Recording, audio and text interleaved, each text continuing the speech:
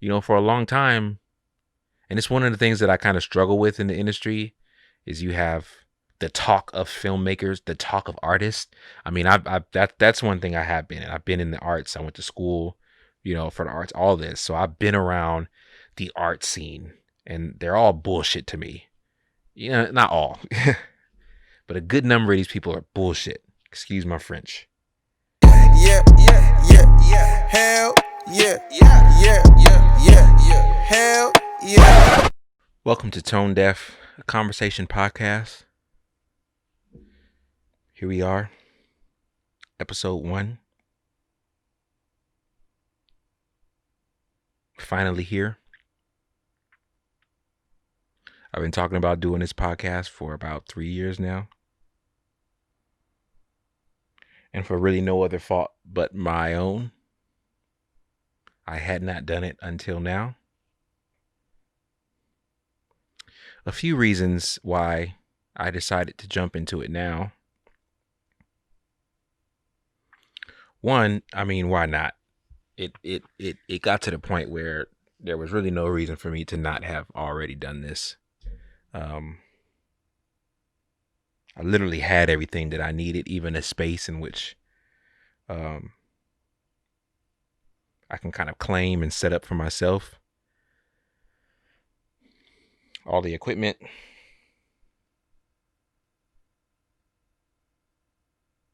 Yeah, I mean, there was really no reason for me to not have done this already, but, I let my own insecurities get in the way. The fear of having my voice recorded and being on camera, I really hate it. I mean, it's funny. I have aspirations of being a director, DP, so I've got no problem recording other people. But I hate being on this side of the lens. I hate it. I really do hate it. But I figure I set it up in a way that would make it more comfortable for me, and a conversational style is what I felt would be best for me to do this. Um, so I'm here. Um, I want to talk about Chadwick Boseman for a second. He is relevant to this line of logic. Over the last, what has it been, 2.5 years? Has it even been 2.5 years? I think in the last year and a half, there's been 3 sort of impactful deaths of young, relatively young artists. I'll say artists. We had the murder of Nipsey Hussle. We had Kobe and his daughter dying in the helicopter crash. And then we have Chadwick and his surprise passing, because no one really knew that he had been battling with cancer. And each of those kind of hit in different ways, but the Chadwick one hit different. With all 3, I could tell you exactly where I was, and it's it's a testament to the times. But every single one of them, I found out looking at this. It wasn't that I saw some news flash or that someone called me. It was all scrolling on this. So it's this has been an instrument of that has caused a myriad of emotions. But yeah, I can remember where I was hearing about each of these men and the moments around their passing. But Chadwick one, and it's strange. It hit different because I had the least connection to him. I mean, being from and living around the LA, Southern California area, but back and forth from LA and the Inland Empire. You know, I knew about Nipsey before he was a more countrywide name. And of course, I knew about Kobe, but I didn't really know much about Chadwick other than what he's given us, you know, as far as the films. What I could say is that I always felt like he was thoughtful in the types of roles that he chose. It felt like he was building, um, it felt like he was building something, like he was stacking together a career that would be a thing that we would talk about. I mean, it is a thing to talk about. It's incredible, but I thought he'd be one of those guys. The way we talk about Denzel or Freeman or Jackson, I thought we'd be talking about Chadwick that way. Especially with the types of roles that he was taking. He was bodying some big roles. But for me, the biggest role was Black Panther. That movie came out around the time in which I was really starting to make the push in, you know, seriously trying to take on this filmmaking thing. I'm late to this. I didn't go to film school. You know, I can't tell you that I was some kid that was growing up studying movies. I can give you that, but I wasn't. I watch movies like other people. Um, I always enjoyed the medium. I enjoyed storytelling. I've always been in the arts, whether it's graphic design, photography. I've been around the arts, but um, something about filmmaking just hit a little bit different. But around the time that I was gearing up to do this, Black Panther dropped, and it was a movie that emboldened me even more. Seeing a guy like Ryan Coogler, you know, getting the bag from Disney, directing a movie that made a bill, and hearing a guy like Coogler talk, thinking, "Yo, dude sounds like me." For a long time, and it's one of the things that I kind of struggle with in the industry is you have the talk of filmmakers, the talk of artists. I mean, that's one thing I have been in. I've been in the arts. I went to school, for the arts, all this. So I've been around the art scene, and they're all bullshit to me. Not all, but a good number of these people are bullshit. Excuse my French. They always seem to have this elitist attitude, looking down their nose. You know, this idea that because they have this elevated way of thinking about the arts that somehow makes them cooler or whatever. And I always rebelled against that. I love the art, I love the expression, but I hated the conversation around it because it was people pretending to be matter of fact about a thing that is very much subjective.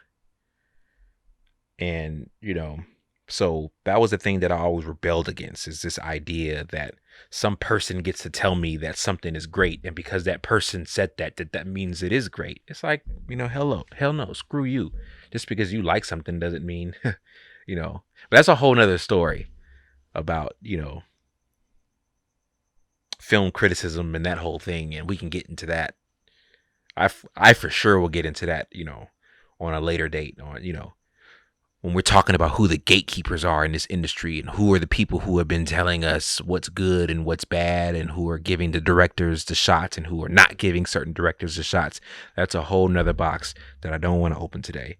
But I felt like Coogler, I felt like I could relate to him in a way that I can't relate to Spielberg. I felt like if I was talking to Spielberg, I don't know if I would have the same connection as if I was talking to somebody that I felt like I would be able to talk to him in a way where I wouldn't get an elitist attitude from him. But he made Black Panther, and the star of that movie was Chadwick. So in a way, my career, whatever it becomes, is tied into that film and therefore tied to the star of that film. And having someone that young, you know, I've been dealing with this existential dread. I've been dealing with that. I've been going through that crisis lately of getting to the point where I'm reaching the age that I have the earliest memory of with my parents. You know, it's like when we have our earliest memories as kids and we think about our parents and we thought about how old they were. Yo, they were like in their 30s, 40s. So I'm like at the space where I saw my parents, and I'm at that point when it's like from a from a career standpoint, what the hell have I done that I can rest my hat on? And here is this guy who was bodying every role that he took, knocking them out the park. Boom, boom, boom. Thurgood, boom. James Brown, boom. Jackie Robinson, boom. Knocking them all out. And then he dies. I've always understood, Christian background, my religious beliefs. I've always had this general understanding of life and death and what happens to us and all that stuff. So I've always had that with me, but I guess I'm getting to the point where more and more of the people that are my age are dying, if that makes sense. When you're a kid, it's rare to have one of your kid friends die. When you get to high school, we had a guy in our high school who, died in a car accident, but it's rare. But the older you get, the more and more the more and more you get into the bracket where the people your age are dealing with certain things that you didn't that is less likely when you're younger.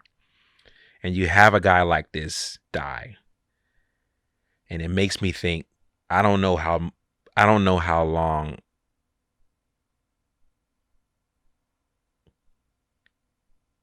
we none of us know, but I don't know how much longer I have. So why do I keep putting these things off? Because I don't know how much I don't know when it's going to end for me. And you see a guy like that seemed like he was climbing a ladder, and they seem invincible. Kobe dying in a helicopter act. What? That's not the way that story is supposed to go. But that's also life. We think that life is supposed to be a fairy tale, and it can go any way. And I'm getting to that point where that idea is becoming more real to me. So what the hell am I wasting time for? So why not run after this? Why not do this podcast? Why not shoot these movies? Why not write those scripts? What am I waiting for? I'm acting like I have time. I'm assuming I have time. So let's do it. Let's get going. No more putting it off. So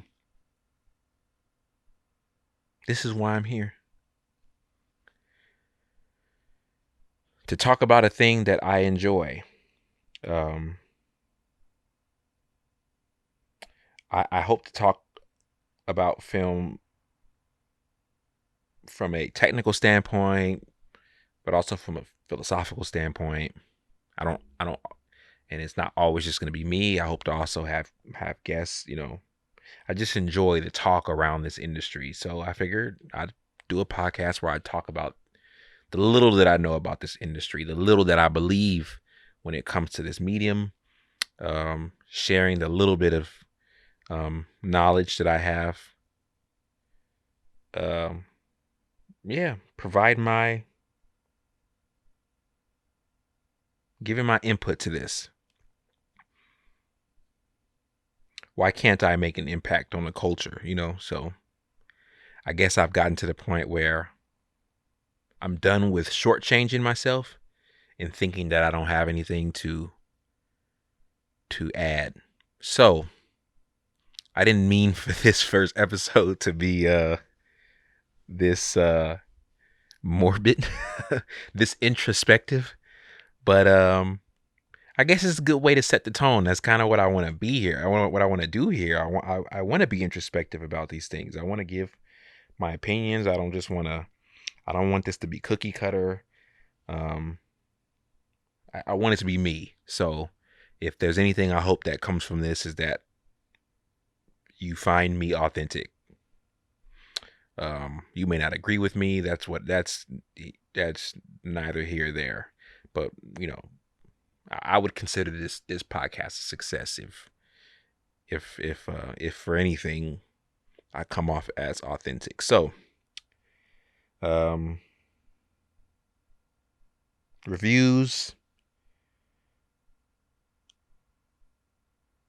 breakdowns, um, behind the scenes of some of the projects that I have working on that I'm working on, breakdowns of some of my own projects, um, reviews. I have I've been blessed to have attained some equipment, so I'd even talk about some equipment. But you know, getting into the philosophy of things on what I think about, you know, which cameras you should use, which lenses you should use, you know, why here, why there, why this, why that. You know, again, this is a subjective industry in which the answer is almost always it depends on what it is that you're doing. That's really always the answer. I get that a lot. Which camera, which lens, which light, which this, which that. What are you doing? What are you trying to convey? What do you want to achieve? Here's here are some things that I think help you get there, but there's no right answer to this thing, you know. So yeah,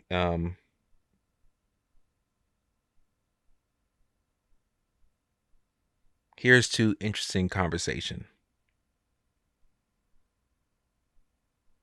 I go by Antonio. Talk to y'all later.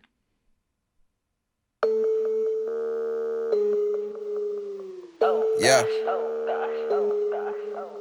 White tee on me like I'm D4L. Bitches on my dick, I feel like RL. Getting spooky for these niggas, all we do raise hell. Yeah, spooky for these niggas.